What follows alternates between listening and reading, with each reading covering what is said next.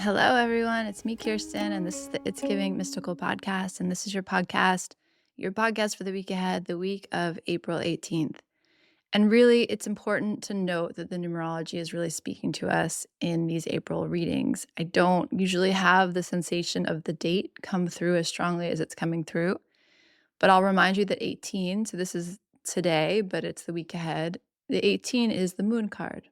And with the moon card, comes so many things, but particularly comes this sense of illusion and not really seeing things by the clear light of the day.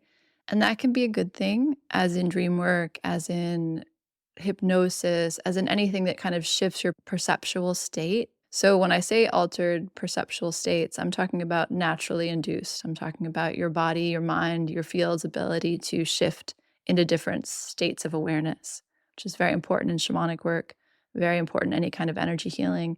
So that can be beautiful. This idea of not seeing by the clear light of the day, of seeing in a more dreamlike, illusionary, Neptunian perceptual state can be beautiful.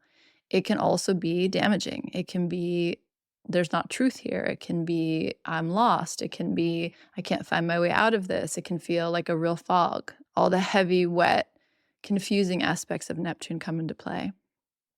I will also say that the moon card is ruled by Cancer.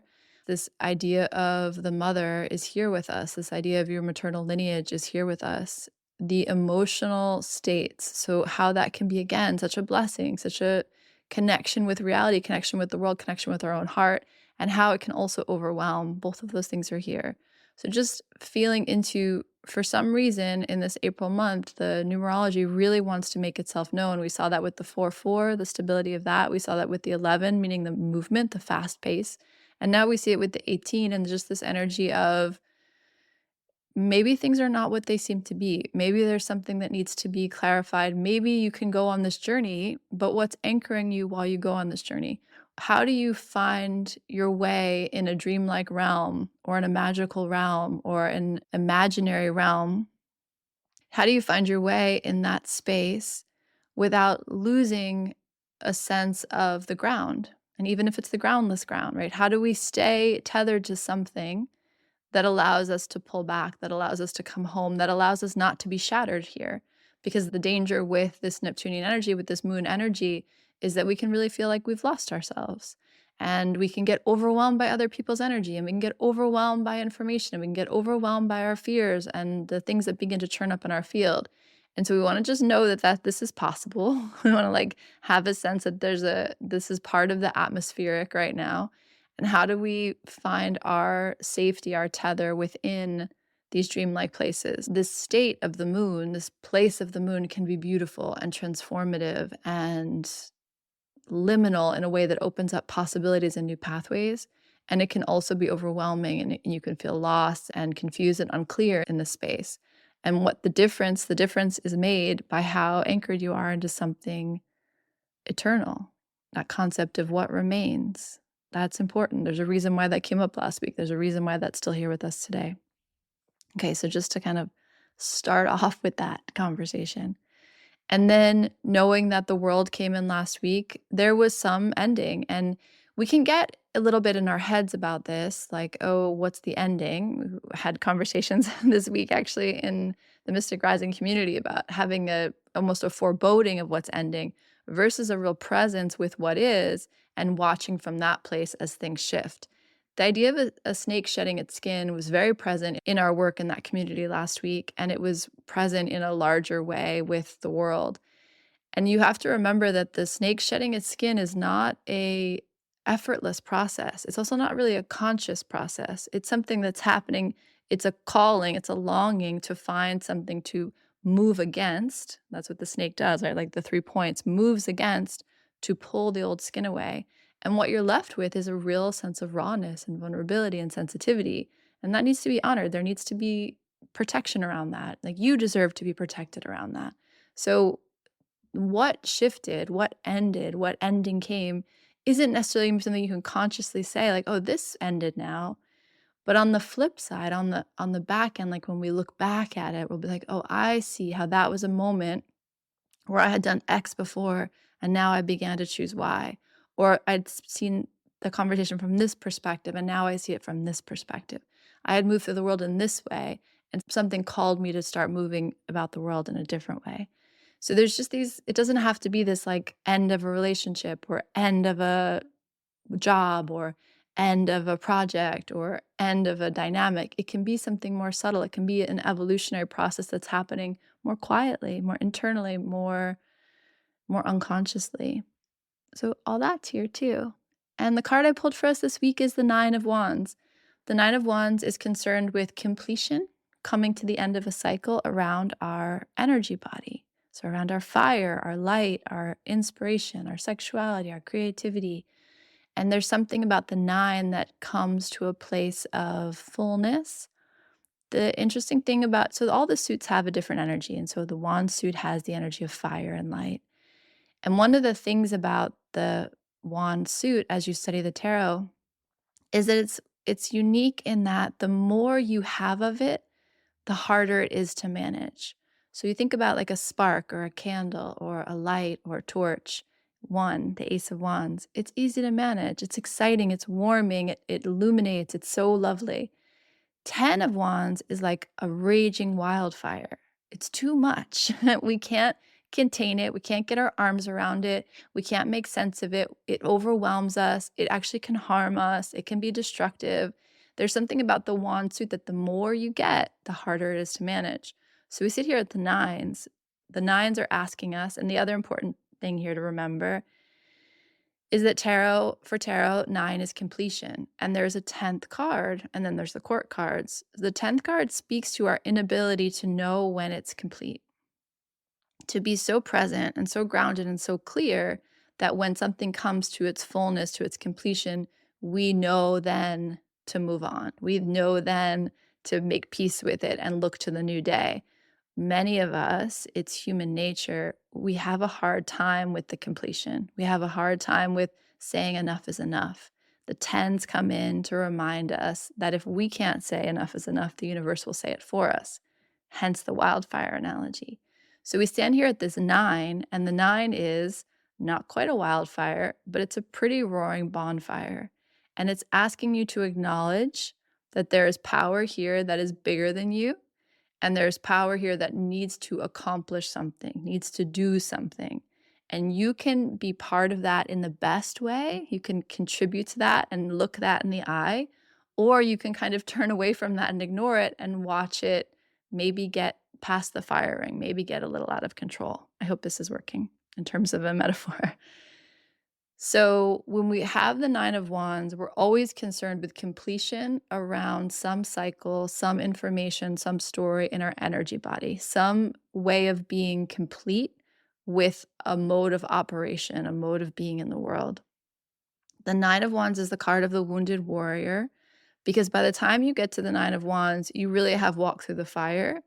And there's an initiatory quality to that, meaning you've had to cross through difficult things to arrive there. The important thing about the 9 of Wands is you sit there, the wounded warrior, having fought many battles, having conquered many, many things, many levels of challenge, many levels of yourself, many interior battles. You stand here in a place of real strength. Again, that bonfire analogy. There's a mighty blaze that's been created up until this point. And you stand there, and the difference is how you stand there. Do you stand there waiting for the next battle?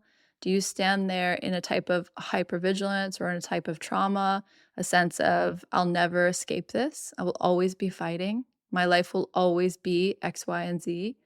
Or do you stand there and say, well, I've really come to trust myself. I've journeyed with myself through so many challenges. I know who I am. I know what I stand for. I know what I'm capable of. I know what the world is asking of me. And so I stand here with a deep sense of peace and a deep sense of self-trust. No matter what comes around the bend next, no matter what life asks of me, I'm prepared. Like I'm prepared, I'm ready, and I'm safe.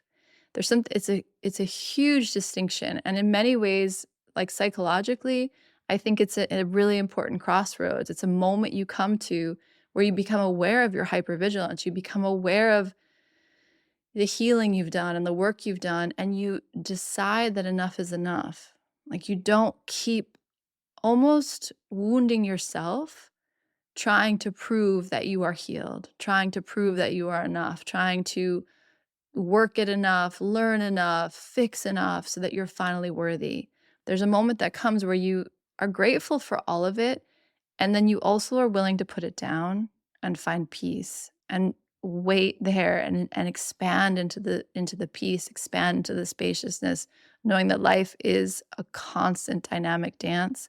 Something else will come down the pike, but for now I don't need to invite more trouble where trouble doesn't already exist. And that's just an important thing to think about with the 9 of Wands. It's also a card of completion. So something, and we had that on the back of the world card, something is ending. And I could imagine that because this is following the world, there might be some way in which whatever kind of came to rest or came to its fullness in the last week might almost like rear up like a I'm picturing some movie. I can't think of it as like a children's movie where you think the monster is dead and then it reaches back out for you one more time. That kind of last girl vibe of a horror movie. But there's something about like the tide or the retreat of the thing and how it's gonna maybe reach back out, and the question is how you'll handle that.